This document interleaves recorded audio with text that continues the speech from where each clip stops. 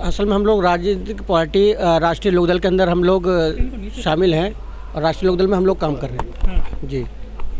लेकिन आपकी तो घर की पार्टी एक बहुजन समाज पार्टी, आप उसमें क्यों नहीं गई? मौका नहीं मिला काम करने का उसमें, शायद वहाँ हमसे अच्छे लोग होंगे इसलिए हम लोगों को मौका नहीं मिला। इसलिए हम लोग बाबा साहब के मिशन को बढ़ाने के लिए, माननीय काशीराम साहब के मिशन को बढ़ाने के लिए राष्ट्रीय लोकदल में हैं। जयंत चौधरी जी की जो विचार हैं वो बाबा साहब डॉक्टर अम्बेडकर से प्रेरित हैं, माननीय काशीराम साहब के मानने वाले हैं वो, तो इसलिए हम लोग उनके साथ मिलकर काम कर रहे हैं। वो बहन जी की फैमिली से सर आते हैं, आपने बसपा ज्वाइन नहीं किया, RLD ज्वाइन कर नहीं, लिया? मैं एक चीज़ बताऊँ, मैंने बसपा में काम किया लंबे समय तक।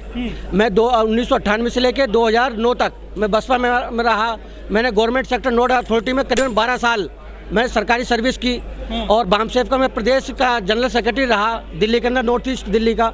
और उसके बाद में हम लोगों ने जो लंबे समय तक काम किया, लेकिन कहीं ना कहीं हो सकता है क्योंकि राजनीति है, राजनीति के अंदर अपने अपने स्वार्थ होते हैं। देखिए, मैं पूरे राष्ट्रीय लोकदल को नहीं जानता, मैं अपने नेता जो है जयंत चौधरी जी को जानता हूँ। उनके अंदर दर्द है, वो चाहते समाज जाट तो सबसे ज्यादा अत्याचार करता है SC ST खेत की आड़ में। देखिए, असल में क्या है, देखिए इस देश के अंदर जो है ना, जो किसान हैं, चूँकि किसान भी इस समय पीड़ित है और सरकार ने जो मौजूदा सरकार चल रही है उसने सबसे ज़्यादा अगर किसी का शोषण किया है, किसी को पीटने का काम किया है, सड़कों पर 8-8, 9-9 महीने बैठाने का काम किया है। आपके लोग किसान नहीं है ना, तो वही उसी बात पर हम लोग कह रहे हैं कि उनको भी तो नहीं छोड़ा ना किसानों को।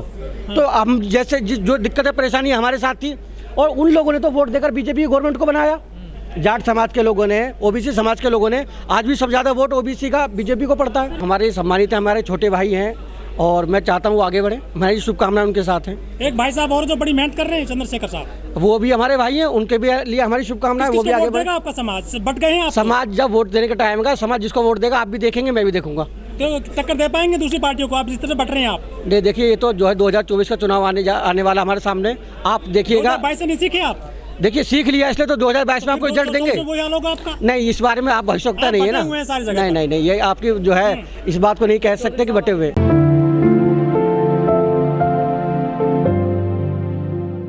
जब तक दलित समाज का आदमी, OBC समाज का आदमी, ST समाज का आदमी जब तक जागृत है, पढ़ा लिखा है, ना तो संविधान पहले कभी खतरा था, नहीं कभी आगे हो सकता।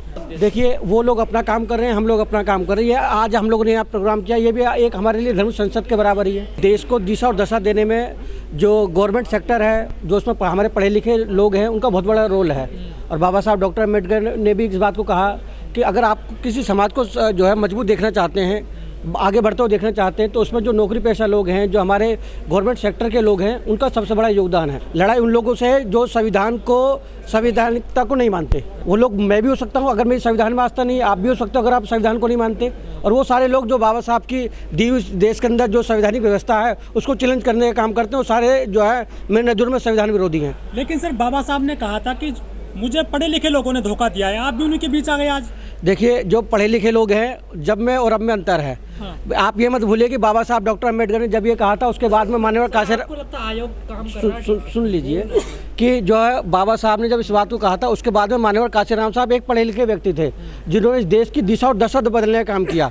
तो जो है उस वक्त जो हालात रहे हों बाबा साहब के सामने, लेकिन अब तो जो हमारा नौकरी पेशा वर्ग है वो ठीक काम कर रहा है। जो आयोग वाले मामले में मैं सिर्फ तक कहना चाहूँगा कि मैं अपनी बात मंच के माध्यम से भी रखी है और सापला जी का मैं बहुत सम्मान करता हूँ, अच्छा काम कर रहे हैं। देखिए, जो आदमी काम करता है, आरोप उस पर लगता है। आरोप मुझ पर नहीं लगेंगे, आप पे नहीं लगेंगे, आरोप उस पर लगेंगे जो सीट पर बैठता है। तो फिर दलितों के साथ इतने अत्याचार क्यों हो रहे हैं? देखिए, असल में क्या है, जब आदमी अपने उत्थान के लिए, अपनी ताकत को, अपनी जो कमजोरियों को दूर करने के लिए प्रयास करता है, तो उसको दबाने के लिए हर व्यक्ति खड़ा होता है। आप किसी समस्या को दूर करेंगे, किसी व्यवस्था को बदलने की बात करेंगे, तो उस व्यवस्था के जो पोषक तत्व के लोग हैं तो वो तो आपके विरोध करेंगे। देखिए, इस बारे में चूंकि हमारे अपने लोग हैं, हम लोग इसमें कुछ नहीं कहना चाहते। बाकी इतना कहेंगे जो व्यवस्था है, तो बहुत कुछ कह दिया सर आपने। तो जब बहुत कुछ कह दिया तो आप उसी बात को आगे बढ़ाइए ना। उस बात को आप आगे बढ़ा दीजिए। देश में घड़ा नहीं छूने दिया जाता है, बच्चों को मुंह से नहीं रखने दी जाती है, वो सारी बातें होती नहीं यहाँ पे। प्रमोशन की बात देखिए, मैंने अपनी स्पीच में भी इस बात को रखा। आपने देखा होगा, मैंने अपनी स्पीच में, पूरी स्पीच में जो भी मुझे समय दिया गया, मैंने कहीं भी जो नौकरी वाली मामले में कहीं ना उठा के सामाजिक कुरीतियाँ हैं, मैंने उस पर अपने विचार रखे। ये तो लोग नौकरी पा गए हैं, प्रमोशन की बात करते हैं, अपने भविष्य की बात करते हैं, लेकिन जो गांव का गरीब है, जो शोषित है अपर कास्ट से, वहाँ उसकी बात क्यों नहीं हो रही है? हम लोगों ने कल भी मेरठ के अंदर संविधान दिवस के उपलक्ष्य में हम लोगों ने एक प्रोग्राम किया।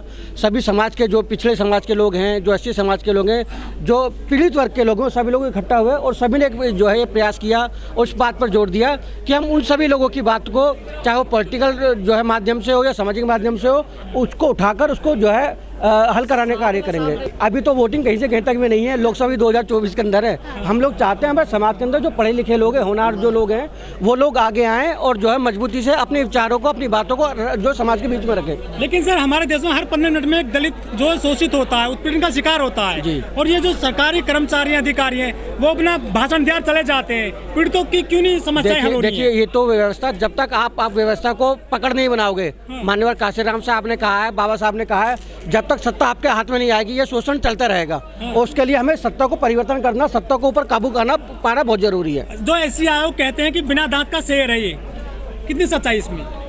देखिए, हकीकत तो यही है कि जो इस समय जो आयोग के पास मुझे नहीं लगता कोई ऐसी तो कोई ताकत हो, क्योंकि बहुत सी जगह पर देखा गया कि आयोग की बात को जो दूसरे जो लोग हैं, जो पोर्टफोलियो हैं या दूसरे लोग मानने को तैयार नहीं होते, वो इस कान से सुनकर उस कान से उसकी बात को निकाल देते हैं। तो कहीं ना कहीं सरकार को भी, केंद्र सरकार को भी और आयोग को भी इस पर गहनता के साथ, गंभीरता से विचार करना चाहिए। नहीं, आपकी बात से मैं बिल्कुल सहमत हूँ, क्योंकि जो है जो निजीकरण का जहाँ तक मामला है, अगर निजीकरण में जो बाबा साहब ने भी कहा, उसके बाद में माननीय काशीराम साहब ने, बहन जी ने, हमारे नेता भी इस बात को कहते हैं, जयंत चौधरी जी, कि निजीकरण के अंदर आरक्षण की व्यवस्था बहुत जरूरी है। जब तक हम लोग निजीकरण में आरक्षण की मांग को नहीं उठाएंगे, उनकी बात को, अपनी बात को नहीं रखेंगे, जब तक समाज का जो नौकरी पेशा जो वर्ग है या आने वाला जो हमारी युवा पीढ़ी का नौजवान है, उसको वो तो बेरोजगार हो जाएगा। नहीं, ये तो देखिए, जो इस बारे में तो आयोग के लोग ज्यादा बेहतर बता सकते हैं कि क्या बजट है, क्या नहीं। इस्तेमाल नहीं हो, लेकिन मालाएं बहुत पहना जा रही है आपके अफसरों को, ये वो बात क्यों नहीं करते हैं जो आम आदमी काम की होती है?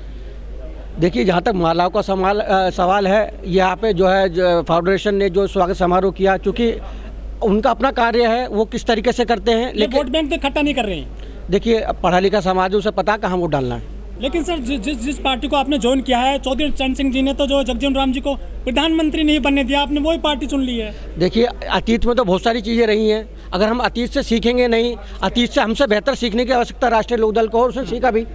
आज राष्ट्रीय लोकदल ने तीन जो ऐसी समाज के लोगों को महत्वपूर्ण मौका दिया। केपी चौधरी जी को राष्ट्रीय महासचिव बनाया, मुझे राष्ट्रीय सचिव बनाया, हमारे सीनियर IPS अधिकारी OP सागर जी, उनको SC ST मोर्चे का राष्ट्रीय अध्यक्ष बनाया।